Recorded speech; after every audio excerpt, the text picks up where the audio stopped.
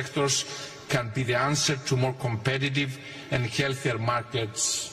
Excellencies, as I already stressed, only by acting collectively with urgency and ambition we can avert the most severe consequences of climate change. With this in mind, we need to successfully conclude COP29 with a determined and forward-looking outcome, crystallizing pathways and opportunities for climate resilient and sustainable development. Before closing, dear friends, I would like to acknowledge the importance of youth. Young voices have been instrumental in pushing for an ambitious climate agenda. Let's hear their voices and let's heed their call. If we ignore these voices, our children and grandchildren will inherit a climate and natural dystopia. Let us resolutely walk together the path of climate neutrality.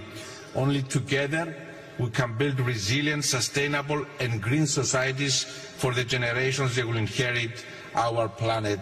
Thank you very much.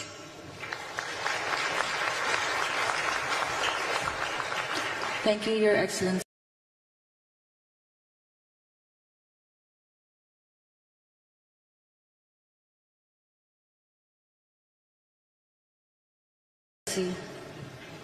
It is my pleasure to welcome His Excellency. Experience heavy rains and devastating floods. The greenhouse gas concentrations are the highest in the humankind. We have crossed critical 1.5 Celsius degrees in 12 consecutive months. And this gives us a real taste of what the planet can become. Climate change accelerates, so it's the detrimental effects on our planet. Longer we wait, more we can lose in terms of lives, ecosystems and economies. Esteemed colleagues, in face of climate change danger, every single country is too small. True commitment of all to multilateralism is badly needed. Let us ask, can we succeed without all the biggest economies and polluters stepping up? Developing countries need our solidarity. Can they succeed if our approach to financing and its contributors remain the same?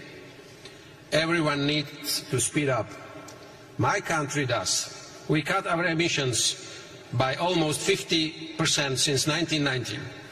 In the energy sector, we shut down our last coal mine in 2023 and remaining 2 coal power plants recently. It's a big step towards full phase-out of coal from our power generation. At this COP, Slovakia joins the call to action for no new coal. Soon, my country's electricity will come from low-emission sources by 90%, mainly nuclear and renewables. We will also become its net exporter, and already we help Ukraine, which lacks electricity due to Russian aggression. For Slovakia, the second largest producer in Europe, nuclear is crucial on path towards neutrality. In innovations, we want to go beyond small modular reactors. Only around 40% of nuclear fuel we can turn into energy in current large-scale reactors. We want to become leader in multiple reuse of this spent fuel. This could be a real breakthrough in energy security or costly nuclear waste storage. We could secure enough energy for many generations to come. Till the end of this decade, my country plans to reduce emissions at least by 55%. To achieve it, we will invest €14 billion to decarbonize sectors, increase renewables, and to advance our resilience.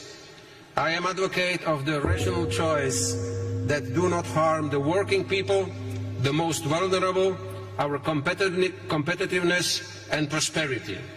If we lose trust of our citizens as politicians, we cannot succeed. Slovakia pledged to contribute €2.2 million to the Green Climate Fund by 2027. Our climate finance grow. It helps our developing partners to build their cleaner future and their resilience to climate adversity. Colleagues, I wish this COP and its presidency a progress towards meaningful climate action in line with the global stocktake along all standards of the Paris Agreement for sustainable well-being of and at our planet. Thank you very much.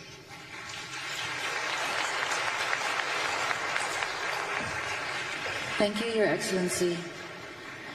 It is my pleasure to welcome His Excellency, Mr. Charles Michel, President of the European Council, speaking on behalf of the European Union. Your Excellency, you have the floor.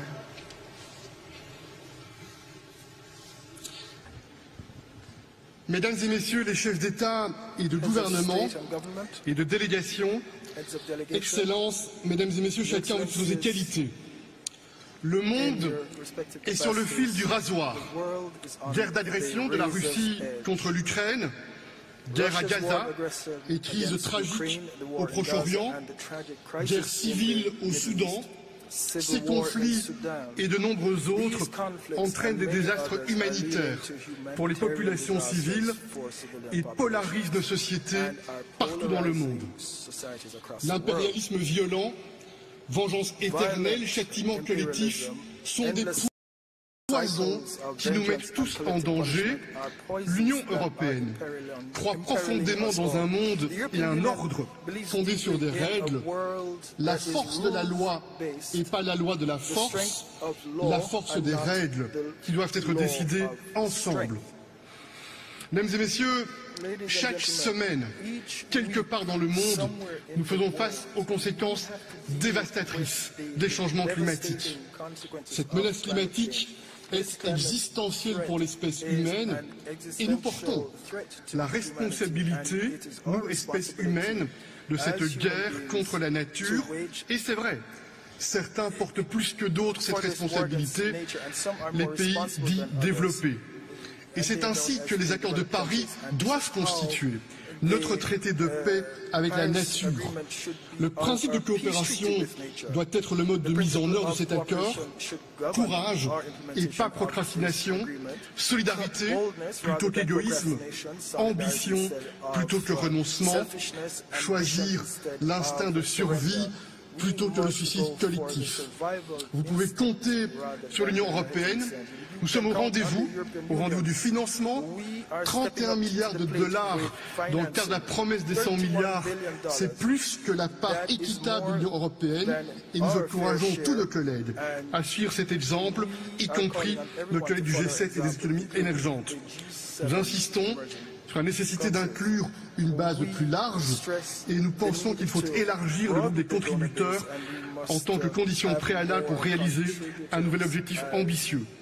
Nous soutenons une approche à plusieurs niveaux. Nous croyons dans la tarification carbone comme étant un puissant levier et nous croyons également que le commerce international et que les banques de développement doivent être mobilisées pour rencontrer cet accord. L'euro est la monnaie du climat. L'euro est la monnaie du financement pour les obligations vertes avec plus d'un tiers d'entre elles qui sont émises en euros. Nous sommes déterminés à soutenir les pays en développement. Nous le faisons avec les partenariats pour une transition énergétique équitable. Afrique du Sud, Indonésie et d'autres pays sont des pays que nous supportons. Il y a quelques semaines, à New York, et je conclus, nous avons déjoué les pronostics pessimistes en concluant un accord, le pacte pour le futur. Dans ce moment sombre pour l'ordre multilatéral fondé sur des règles, ce pacte offre quelque peu de lumière. Je forme le vœu que cette COP soit celle de la confiance, de la ténacité et des actes qui s'éloignent aux paroles. Vous pouvez compter sur l'Union européenne. Je vous remercie.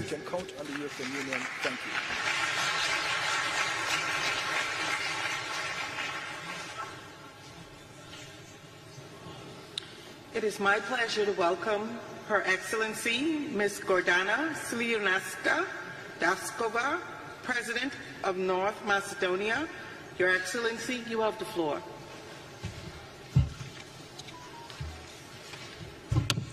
Mr. President, Excellencies, ladies and gentlemen, let me thank the Republic of Azerbaijan and President Aliyev for hosting, in my opinion, this urgent conference. We have gathered at COP29 in the midst of a war. The good news is, some would say, that the aggressor is already suffering heavy losses and will most probably lose the war. The bad news is that the aggressor is humankind itself, with its unsustainable production systems and consumer habits. Unless we hold global warming below 1.5 degrees by 2050, instead of sustainability and growth, we will have to think about habitability and survival. In this war against nature, it is the innocent, the children, the vulnerable populations and small developing nations who often suffer most. Situated in one of the most climate vulnerable regions in the world, the Mediterranean, we must adapt our security, defense, energy, health, tourism, water, educational and other systems to this multidimensional challenge, making them inclusive to women, children and youth. We have endorsed the declarations on enhanced action in tourism and on water for climate action. In addition, I have appointed a climate expert in my National Security Council, and we have joined the group of friends on climate and security. Our goal is to accelerate the transition to a low-carbon economy across all sectors, including energy, transport, industry and agriculture. To achieve green growth, we'll invest in green jobs, in reskill workers, moving away from carbon-based energy production. Sustainable energy transition must be environmentally and socially just. We adopted a long climate action. We will introduce a legal framework for monitoring, reporting, verification and accreditation. In parallel, we will adopt a revised law on energy and a new law on renewables. These laws support the implementation of the challenging green agenda and sustainable connectivity cluster in EU membership negotiations, requiring €3.1 billion for renewable energy and energy efficiency. The Economic and Investment Plan and the Green Agenda for the Western Balkans provide funding for this. Regardless of progress in the EU accession process, countries should have ongoing access to climate action funds before membership. Esteemed Excellencies, natural contract, as 𝗦𝗧𝗓𝗏 would say, to stop treating nature as adversary and start, as 𝗦𝗧𝗓𝗏 would say, to stop treating nature as adversary and start treating it as partner. The Paris Agreement, the SDGs and are the blueprint of that peace agreement, of that natural contract. Let's implement them in the line with the principle Pacta sunt servanda.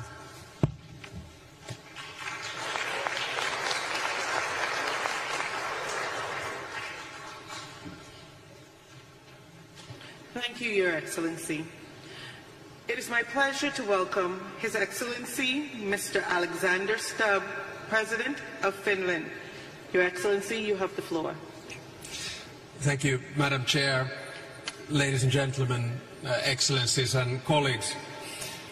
In the age of multipolarity, we probably need multilateralism more than ever. And I guess climate change is a litmus test for multilateralism. And the reason for that is quite simple. If we fail this test, efforts to address any kind of global challenges, say sustainable development, technology or demography, will all be in vain. And of course, if we fail to limit the increase of global temperature, future generations will be left with a world which has more pandemics, more hunger, and more conflict. Now, at the same time, we must of course ensure that climate action is aligned with the broader development agenda. And I don't say the following thing just because I have a daughter of 23 years old, but I do want to emphasize the importance of women and youth in the fight against climate change. And in many ways the choice is actually quite binary. It's black and white. You can have either multipolar and transactional disorder or multilateral cooperative order. Without changing the current power balance, I'm afraid the former will prevail over the latter. Now, the growing influence of formats such as G20, where representation better reflects the global realities, is of course welcome. But taking on more power in global decision-making should also mean taking more responsibility. Countries which seek to upgrade their global influence to reflect modern realities cannot demand that global responsibilities are forever based on circumstances in the early 1990s. So therefore, the largest emitters and the largest economies will determine the direction of the whole planet. Reflecting on these developments, I would like to underline 3 points where I think COP29 is pivotal. First, we all have to take more responsibility for reducing emissions. Last year in Dubai, we took the crucial step by agreeing on the transition away from fossil fuels. Now we need to turn our promises into practice as we prepare our new nationally determined contributions ahead of COP30 in Belém.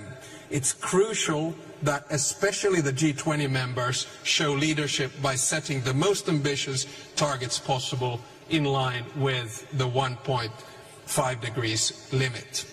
Second, we all have to take more responsibility for climate finance. The new collective quantified goal needs to be both ambitious and achievable. It has to reflect the current global economy and sources of emission, not the situation more than 30 years ago. I'm pleased to announce that Finland will be providing additional funding to the Systematic Observations Finance Facility to help strengthen adaptation and build resilience, especially in the least developed countries and small island developing stage. And let me conclude by saying that we actually need 3 things simultaneously. We need targets and legislation, we need finance, both public and private, and we need technological innovations.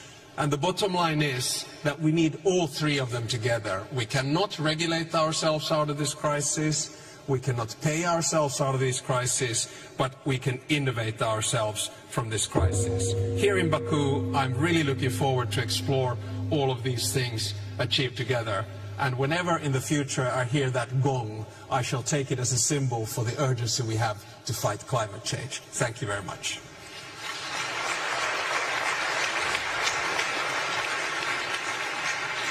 Thank you, Your Excellency. It is my pleasure to welcome His Excellency 𝗥𝗡𝗦𝗏, President of Montenegro. Your Excellency, you have the floor. Thank you, Chair. Your Excellencies, it is a profound honor to participate on behalf of Montenegro in this distinguished gathering. COP29 is taking place at a crucial time.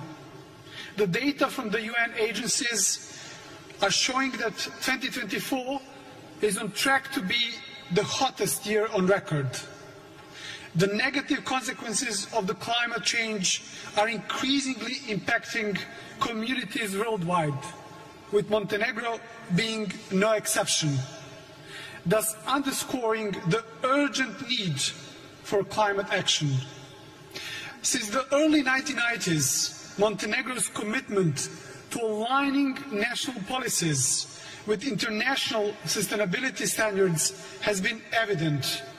especially when the country became the first nation in the world to establish its status as an ecological state within our own constitution, thus pledging to integrate all environmental considerations across areas of national governance.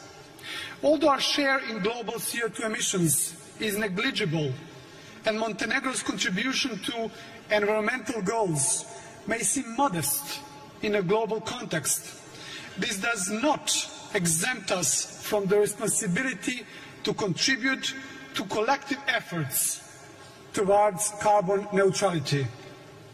As an EU candidate country, Montenegro aligns its policies with those of the EU, and as such, we have committed to sharing the climate ambition expressed in the European Green Agenda. Through our NDCs, Montenegro has pledged to reduce greenhouse gas emissions by 35% by 2030 compared to 1990 levels.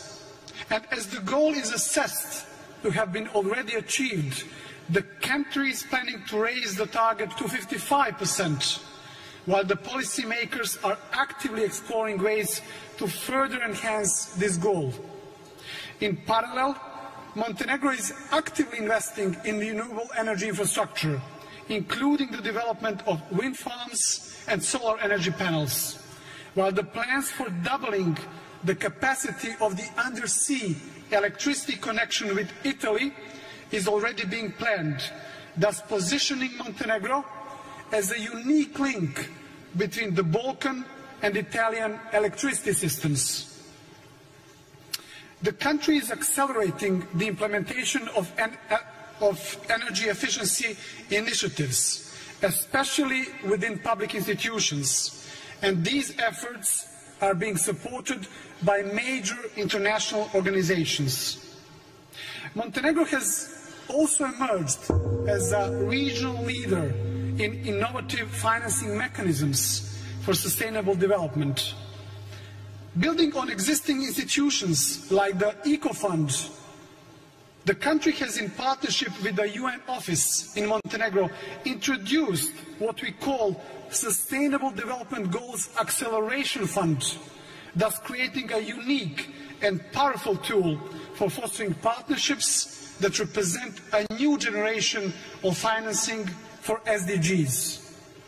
Ladies and gentlemen, to conclude, on the path to carbon neutrality, we must remain committed to just transition.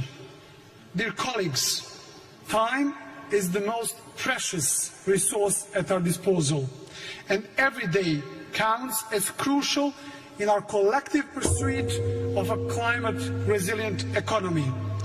Collaboration is essential in this endeavor, so I urge us all to leave this event with a renewed sense of urgency and commitment. Thank you very much.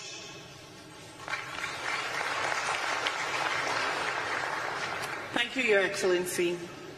It is my pleasure to welcome His Excellency Mr. 𝗦𝗧𝗔𝗟𝗓𝗡𝗠𝗟, President of Nepal. Your Excellency, you have the floor.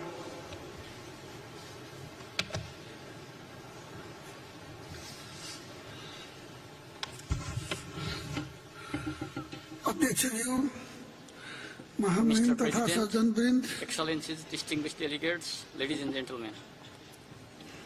Climate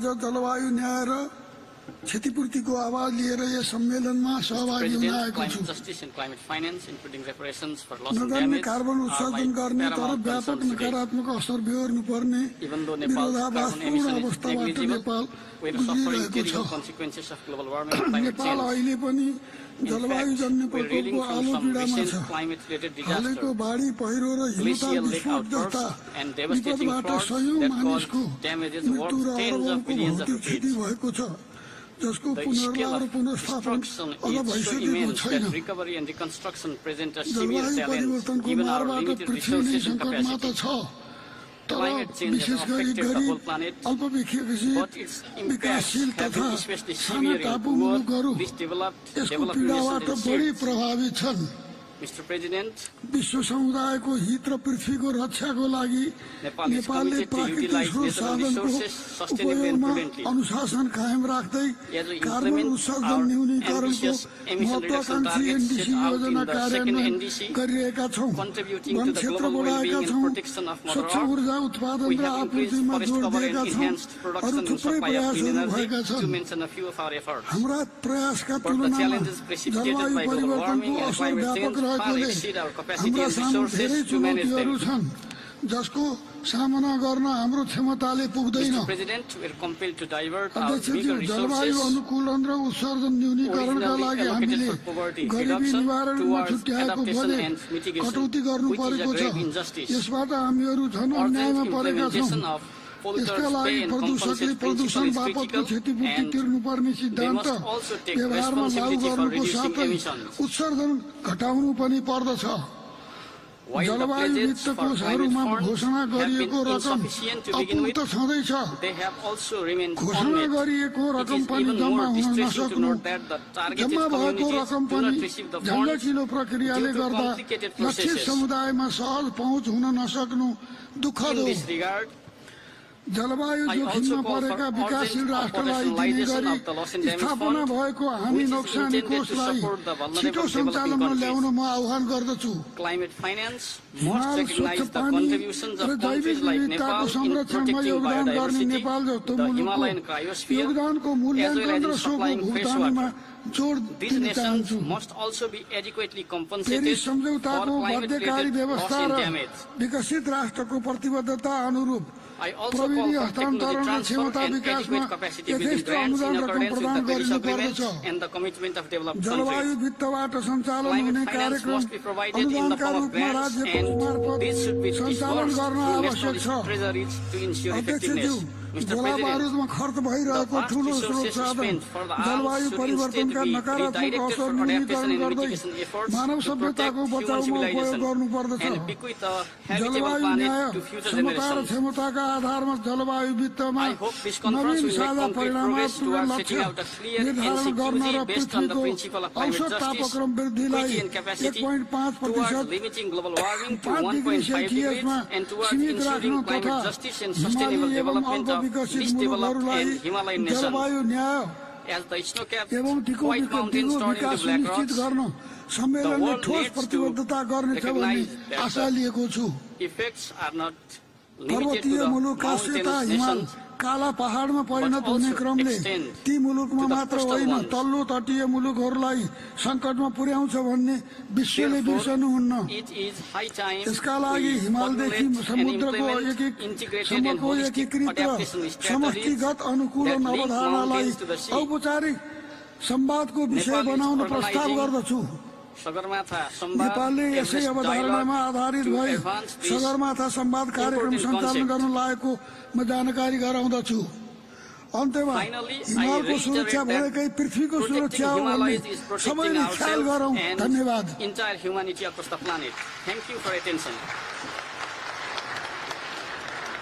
Thank you, Your Excellency.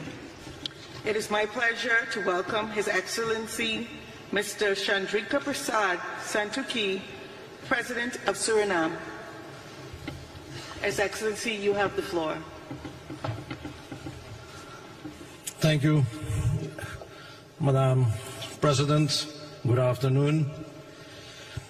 As President, I'm here today to inform the COP that my country, Suriname, a member of CARICOM, a carbon-negative nation, rich in natural resources, is on a path of sustainable green development strategy and is a determined advocate in the fight against climate change. Our vast forests, still covering 93% of our territory, act as a vital carbon sink, absorbing more carbon dioxide than our economy emits, and we are committed to stay carbon negative. CARICOM and Stvs nations are facing the injustice of a crisis they didn't cause, a crisis they cannot solve alone, even with their best efforts to cut their emissions, which are now lower than 1%. Developed countries must act now to support the resilience and transition of developing nations. We as CARICOM leaders are committed to stay below 1.5 degrees this century as pledged, and we ask you all to do your part. My country will continue to contribute to our green transition, adapt to climate impacts, and achieve our sustainable development goals through a green development strategy, leaving no one behind. A balanced and responsible exploitation of the oil and gas sector after the announcement of the FID recently will be an integral part of this strategy. Suriname's strong commitment to environmental leadership is evident through our leading position in the Environmental Performance Index in Latin America and being the first country to develop internationally transferred mitigation outcomes, 𝗦𝗧𝗔𝗍𝗔. Madam President, most CARICOM states lack the financial capacity and resources to recover from escalated climate impacts. Outdated GDP-based criteria keep concessional financing out of the reach of many of us, despite adoption of the multidimensional vulnerability index at the United Nations. Yet international financial institutions have not implemented it. CARICOM calls for a binding commitment to allocate at least 15% of climate finance to 𝗦𝗔s instead of the unacceptable 1.5% 𝗦𝗔s now received. We call for easier, more tailored access to climate financing for 𝗦𝗔s, including simplified applications, capacity building, direct funding, and affordable financing. Developed nations have a duty to support those less responsible and more vulnerable to climate change, requiring immediate action to correct this imbalance and climate injustice. The Loss and Damage Fund must be made functional and effective urgently. This must be fixed in 2025. Without significant increases in climate finance, 𝗦𝗔s cannot adapt the climate impacts or achieve sustainable development. Inaction threatens their very existence. Finally, Mr. President, it is time to take bold action now to help 𝗦𝗔s confront the urgent threat of climate change. I thank you, and may God bless you all. Thank you. Thank you, Your Excellency. It is my pleasure to welcome His Excellency Mr. Denis Bersirovic, Chairman of the Presidency of Bosnia and Herzegovina. Your Excellency, you have the floor.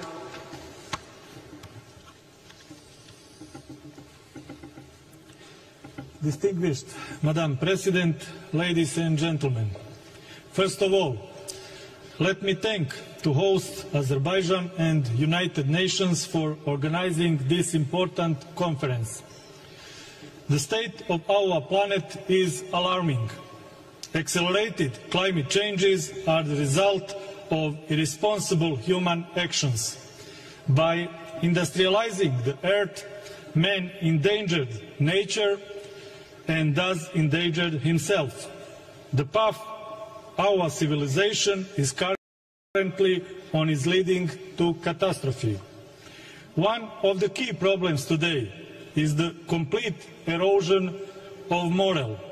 We are witnessing that some big countries preach heaven but practice hell. Because of such policy, both people and nature are suffering.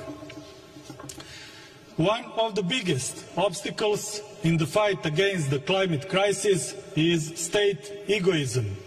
Unfortunately, certain countries consider that this is not a critical issue for the current generation and choose to defer its resolution to future generations. This mindset is deeply wrong. The challenges are different for each of our countries, but the goal is the same. Let's be on the same side in the fight against the climate crisis. The growing climate crisis requires us to make changes in our value system.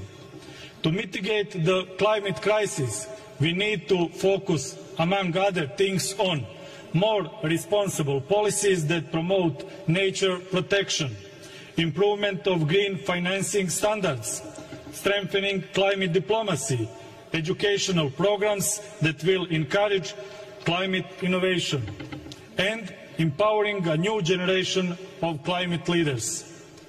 Bosnia and Herzegovina is determined to contribute to the reduction of greenhouse gas emissions, achieve climate neutrality, carry out the energy transition, and to contribute to the implementation of the Paris Agreement on climate change.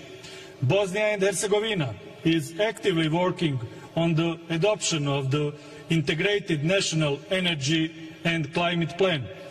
The document outlines Bosnia and Herzegovina's strategic determination, direction in the process of decarbonization of the energy sector until 2030, with a clear vision to 2050.